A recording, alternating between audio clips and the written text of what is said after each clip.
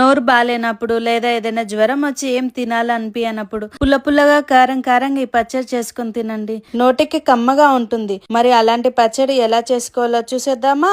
ఒక గిన్నెలో కొంచెం చింతపండు తీసుకుని వాటర్ పోసి కాసేపు నానబెట్టేసేసి పక్కకు పెట్టేసుకుని ఆయిల్ పోసుకొని ఆయిల్ హీట్ అయ్యాక అందులో 2 స్పూన్స్ ధనియాలు 1 స్పూన్ జీలకర్ర వేసుకుని కొంచెం ఫ్రై చేయండి. అవి ఫ్రై అయ్యాక అందులో ఎండుమిరపకాయలు వేసుకుని మంచి కలర్ వచ్చి అన్ని వేగేదాకా ఫ్రై చేయండి. అందులో కొన్ని వెల్లుల్లి వేసుకుని ఫ్రై చేయండి. వెల్లుల్లి పొట్టు తీసుకోకుండా గానీ వేసుకోవచ్చండి. అలా వేసుకొని ఫ్రై చేసుకున్నాక అవి రోట్లో వేసుకొని రుచికి చేరిపడా ఉప్పు వేసుకొని అదంతా మెత్తగా అయ్యే వరకు నూరుకోండి. ఎందుకో అండి మిక్సీలో కన్నా రోట్లో నూరితేనే పచ్చళ్ళు చాలా రుచిగా ఉంటాయి. ఎందుకో మీకు తెలిస్తే కమెంట్ చేయండి. అందులో కొంచెం చింతపండు వేసుకొని మళ్ళీ అంతా ఒకసారి నూరుకోండి. పులుపు ఎక్కువ తినే వాళ్ళు ఇంకొంచెం చింతపండు ఎక్కువ వేసుకోండి. అలా వేసుకొని నూరుకున్నాక చింతపండు నానబెట్టిన వాటర్ మళ్ళీ అందులో వేసేసుకుని ఆ వాటర్ పచ్చడి అంతా కలిసిపోయేలాగా రుబ్బుకోండి. అలా రుబ్బుకున్నాక అందులో ఒక ఆనియన్ వేసుకొని కచ్చా పచ్చగా దంచుకోండి. అన్నం తినేటప్పుడు అక్కడక్కడ ఆనియన్ తగులుతుంటే చాలా సూపర్ గా ఉంటుంది. అలా అంతా రుబ్బుకున్నాక పచ్చడి తోడేసి ఒక గిన్నెలో పెట్టేసుకోండి. అంతే అండి, చాలా సూపర్ గా ఉంటుంది. వేడి వేడి అన్నంలో ఈ పచ్చడి నెయ్యి వేసుకొని తినండి, మీకు ఖచ్చితంగా నచ్చుతుంది. ట్రై చేసి ఎలా ఉందో చెప్పండి.